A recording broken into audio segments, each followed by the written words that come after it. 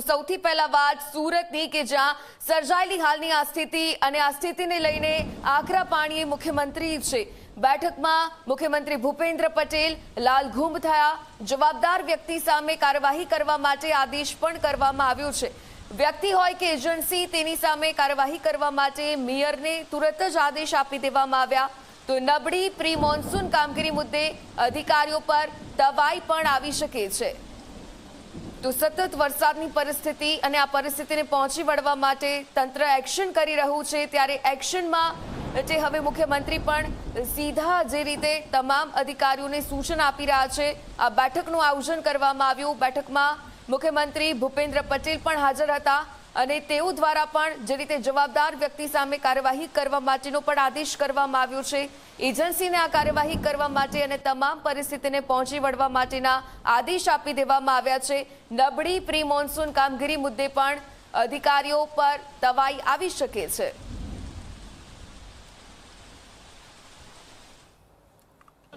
નિરાકરણ કાયમી ખાડીનું થાય એ મુદ્દા પર ચર્ચા થઈ છે અને તંત્રની જે આગોતરા આયોજન થવું જોઈએ। માનો કે ડિઝાસ્ટર મેનેજમેન્ટ આપણે કરીએ છીએ ચોમાસા પહેલાં, તો આયોજન શું થયું છે? ખાડી પૂર આવ્યું તો 1 કરોડનું શહેર છે, 5 ખાડી છે, તાપી નદી આવેલી છે, પૂરની પરિસ્થિતિ ઊભી થાય, આપણી પાસે બોટ કેટલી છે, કેટલી બોટ ચાલુ છે, કેટલા વોટર પમ્પિંગ છે, કેટલા ચાલુ છે? આ પ્રકારની જે કામગીરી છે એ કામગીરીમાં આપણે કાચા પડ્યા છીએ, ઊણા ઉતર્યા છીએ, એ આપણી બેદરકારી છે અને એટલા માટે આ બેદરકારીને કારણે આપણે લોકો પરેશાન થયા છે, લોકો પૂરમાં ફસાયા છે। સીએમએ મેયરશ્રીને અને ક્ષેત્રના ચેરમેનશ્રીને સૂચના આપી છે કે જે કોઈ બેદરકારી હોય એ બેદરકારી જે કોઈ અધિકારીની હોય કે જે તંત્રની હોય એની સામે કાયદેસરની કાર્યવાહી કરો અને આગોતરા આયોજન માટે આપણું કામ કરવું જોઈએ અને ફરીવાર પરિસ્થિતિ આવું નિર્માણ ન થાય એનું આયોજન વહીવટી તંત્ર કરે એની ઉપર આપણી નજર હોવી જોઈએ। તો સતત જે વરસાદની પરિસ્થિતિને પહોંચી વળવા માટે પણ બેઠકનું આયોજન કરવામાં આવ્યું હતું। રાજ્ય મંત્રીમંડળની બેઠકમાં મુખ્યમંત્રી ભૂપેન્દ્ર પટેલે સમગ્ર રાજ્યમાં પ્રવર્તી રહેલી વરસાદની સ્થિતિની સર્વગ્રાહી સમીક્ષા પણ કરી હતી। વધુ વિગતે માહિતી સાથે સંવાદદાતા ચેતન આપણી સાથે લાઈવ જોડાયા છે। ચેતન, જે રીતે સુરતમાં સાંભેલાધાર વરસાદની પરિસ્થિતિ પછી વરસાદ તો થંભ્યો, પરંતુ હવે આખરે આ પાણી નથી ઓસર્યા ઘણા વિસ્તારમાં। મુખ્યમંત્રી પણ સીધી રીતે જે રીતે બેઠક કરી રહ્યા છે, શું અપડેટ છે હાલમાં વરસાદની સ્થિતિ સંદર્ભે?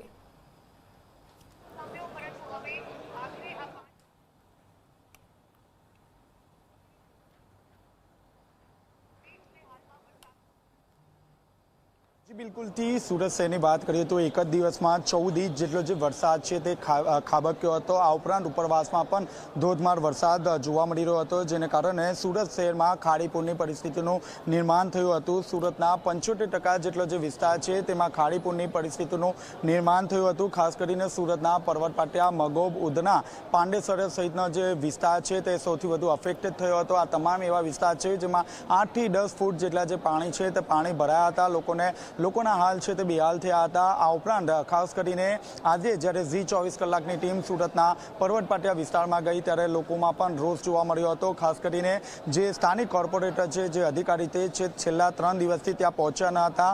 જે દૂધ સહિતની જે જીવન જરૂરિયાતની જે વસ્તુ છે તે પહોંચાડવાની હોય છે, પરંતુ ત્યાં પહોંચાડવામાં ક્યાંક ને ક્યાંક તંત્ર નિષ્ફળ ગયું હતું, જેને કારણે લોકોએ સ્થાનિક કોર્પોરેટર અને જે અધિકારીઓ છે તેમને ભગાડ્યા હતા। આ ઉપરાંત જો વાત કરીએ તો સુરત શહેરમાં જે રીતે ખાડીપૂરની પરિસ્થિતિ છે, ત્યારબાદ પહેલી જે મિટિંગ છે તેમાં મુખ્યમંત્રી દ્વારા સુરત શહેરના જે ધારાસભ્યો છે તેમની સાથે લેવામાં આવી હતી, જેમાં ધારાસભ્યો દ્વારા વિવિધ જે રજૂઆતો છે તે કરવામાં આવી હતી। ખાસ કરીને કુમારભાઈ કાણાણી દ્વારા એ વાત મૂકવામાં આવી હતી કે વર્ષ દરમિયાન જે પ્રી મોન્સૂનની કામગીરી હોય કે વરસાદને લઈ ખાડીની જે વાત હોય કોઈપણ પ્રકારની બેઠક કરવામાં આવતી નથી। આ ઉપરાંત સુરત શહેર પાસે કેટલી બોટો છે, આ ઉપરાંત કેટલા હેડપંપ છે એ અંગે પણ કોઈપણ પ્રકારની વિગત નથી। જ્યારે ખાડીપૂર આવતું હોય છે ત્યારે આ સમસ્યા સર્જાતી હોય છે। આ ઉપરાંત જે ધારાસભ્ય સંગીતાબેન પાટીલ દ્વારા પણ એ વાતની રજૂઆત કરવામાં આવી હતી કે દર વર્ષે આ રીતે ખાડીપૂર આવતી હોય છે અને આ વખતે જ્યાં ખાડીપૂર ના આવતું હતું તેવા વિસ્તારોમાં પણ ખાડીપૂર આવ્યું છે, એટલે કે સૌથી વધુ અસરગ્રસ્ત જે લિંબાયત અને પર્વત પાટિયા વિસ્તારમાં બન્યા છે। ત્યારે ખાસ કરીને જે મુખ્યમંત્રી છે તે આકરા પાણીએ જોવા મળ્યા હતા। તેમના દ્વારા મેયર અને સ્થાયી સમિતિ અધ્યક્ષને એ વાતનો આદેશ કરવામાં આવ્યો છે કે જરૂર જણાય તો જે તે જવાબદાર જે અધિકારીઓ છે, આ ઉપરાંત જે એજન્સીઓ છે તેમની સામે કડકમાં કડક જે પગલાં છે તે પગલાં ભરે. હાલમાં જે ધારાસભ્યની જે બેઠક છે તે પૂર્ણ થઈ ચૂકી છે અને હાલમાં સુરત મહાનગરપાલિકાના જે તમામ જે એન્જિનિયરો છે, ઇજનેરો છે, તેમની સાથે એક બેઠકનું આયોજન હાથ ધરવામાં આવ્યું છે. આપ જોઈ શકો છો હાલમાં પોલીસનો જે બંદોબસ્ત છે તે મુખ્ય ઓફિસની બહાર છે અને સૌથી મહત્વની વાત છે કે આ વખતે જ્યારે બેઠક યોજાઈ રહી છે ત્યારે તમામ જે ધારાસભ્યો છે, જે અધિકારીઓ છે, તેમના મોબાઈલ ફોન જે છે તે બહાર મુકાવી દેવામાં આવ્યા હતા. હાલ તો જે પૂરગ્રસ્ત જે વિસ્તાર છે તેમાં કઈ રીતે ખાડીપોરના પાણી ઓસરી શકે તે અંગે પણ ચર્ચા વિચારણા કરવામાં આવી છે. ખુદ રાજ્યના મુખ્યમંત્રી અને નાયબ મુખ્યમંત્રી દ્વારા ICCC કેન્દ્રની મુલાકાત લેવામાં આવી હતી. જે અફેક્ટેડ વિસ્તાર છે તેનું લાઈવ મોનિટરિંગ કરવામાં આવ્યું હતું અને જે પૂર્વ સુરતના મ્યુનિસિપલ કમિશનર છે શાલિની અગ્રવાલ, તેમની સાથે પણ બેઠક કરી હતી. આ પાણી કઈ રીતે ઓસરી શકાય અને ત્યારબાદ જે નુકસાની ઓછામાં ઓછી કઈ રીતે કરી શકાય તે અંગે પણ ચર્ચા વિચારણા કરવામાં આવી રહી છે. આપ જોઈ શકો છો હાલમાં પણ જે અધિકારીઓ છે તે અધિકારીઓ સાથે બેઠક યોજાઈ રહી છે.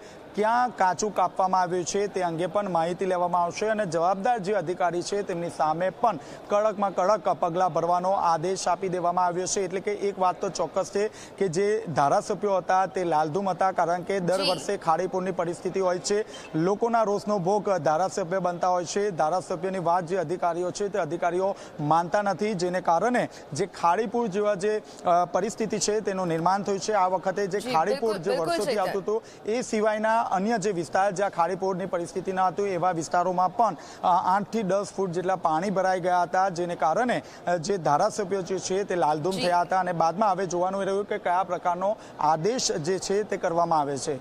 જી બિલકુલથી ધન્યવાદ વિગતો સાથે જોડાવા બદલ.